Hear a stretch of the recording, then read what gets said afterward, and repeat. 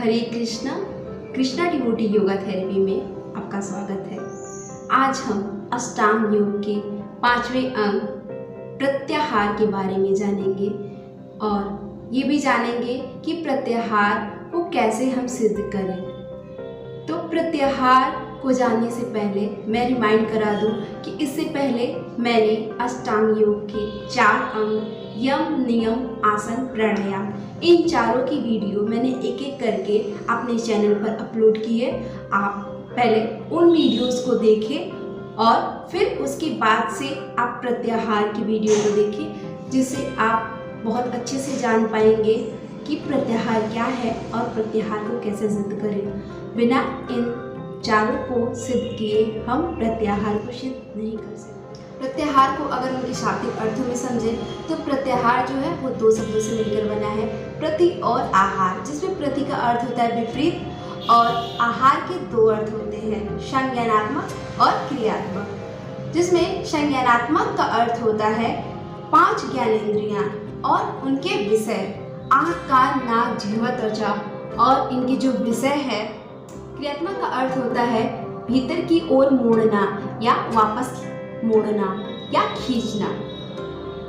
तो प्रत्याहार का अर्थ होता है कि जो 5 हमारी ज्ञानेंद्रियां हैं, इनका इंद्रियों का जो स्वभाव होता है वह बहिर्मुखी होता है, जो कि योग मार्ग में सबसे बड़ी बाधा होता है। प्रत्याहार के द्वारा उनके विषयों से, जो हमारी 5 ज्ञानेंद्रियां होती हैं, उनके विषयों से हम आहरित करके जब हम भीतर की ओर मुड़ने का अभ्यास करते हैं, जब उसे हम अंतर्मुखी करते हैं, स्वभावतः वो बहिर्मुखी होती हैं हमारी ज्ञानेंद्रियां, लेकिन उन ज्ञानेंद्रियों के विषयों को जब हम भीतर की ओर मोड़ते हैं तो उसे हम प्रत्याहार कहते हैं। और इसका जब हम अभ्यास करते हैं तो हम प्रत्याहार की ओर धीरे धीरे अग्रसर होते हैं।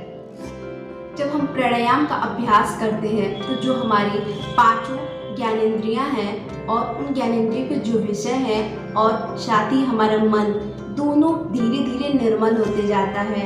और जैसे जैसे निर्मल होते जाता है प्रत्याहार की ओर हम अग्रसर होते हैं।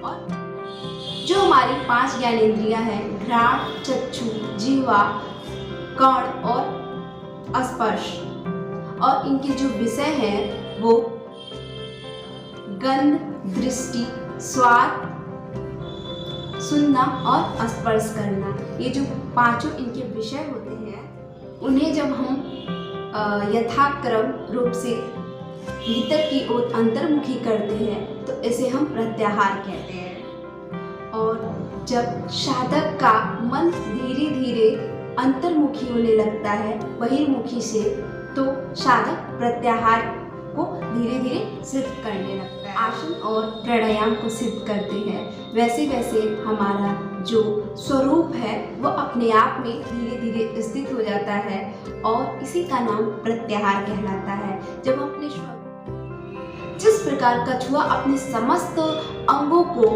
अपने भीतर समाहित कर लेता है, वैसे ही हम आसन और प्राणायाम सिद्ध करने के बाद जो हमारी ज्ञानेंद्रियां हैं और उनके जो 5 विषय हैं और साथ ही हमारा मन धीरे धीरे जैसे जैसे निर्मल होते जाता है, वैसे वैसे हमारी जो 5 ज्ञानेंद्रियों के विषय हैं वो भी भीतर की ओर मुड़ने लगते हैं, निर्मल हो जाते हैं।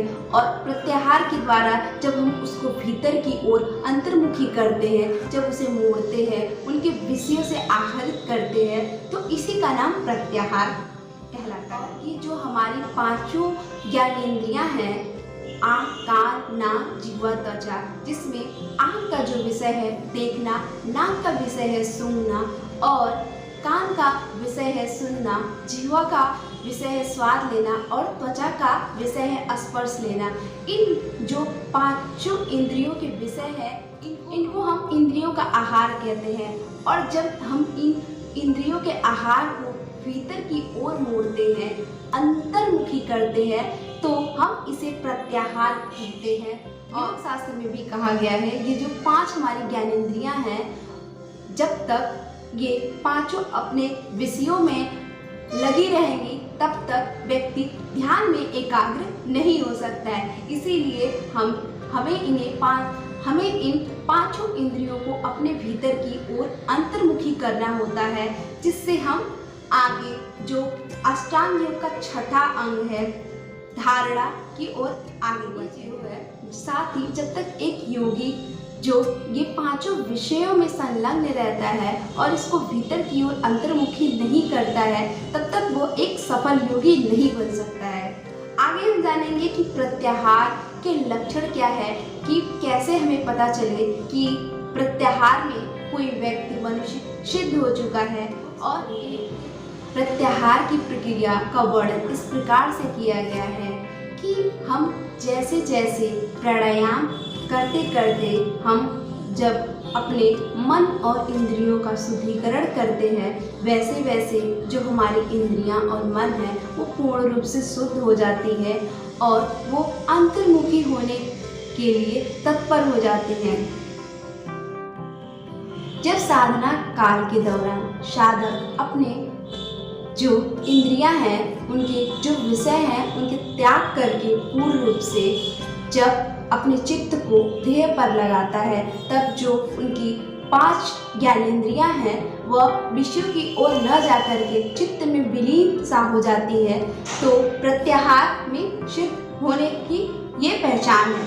लेकिन जब ये चित्त में विलीन ना हो करके अपने विषयों की ओर जाती है, तो इसे हम प्रत्याहार सिद्ध न होने का लक्षण मानते हैं या पहचान मानते हैं। और जैसे जैसे प्रत्याहार सिद्ध होते जाता है, वैसे वैसे योगी के जो इंद्रियां हैं वह पूर्णतया वश में होते जाती हैं और जो उनकी स्वतंत्रता होती है उनका अभाव हो जाता है।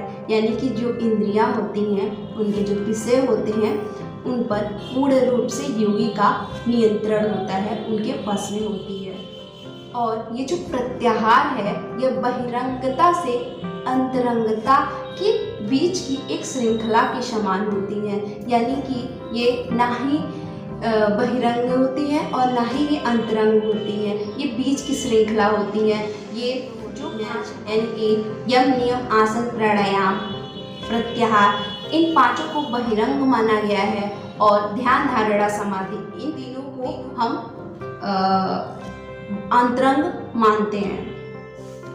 जब शरीर आसनों द्वारा व्यवस्थित कर साधा गया हो और मन प्राणायाम की अग्नि में तपाया गया हो तथा जो इंद्रियां हैं इनको प्रत्याहार के द्वारा वशीभूत कर ली गई हो, तब जो योगी है वह अष्टांग योग के छठे अंग धारणा की ओर अग्रसर होता है और धारणा की ओर बढ़ता है, प्राप्त करता है।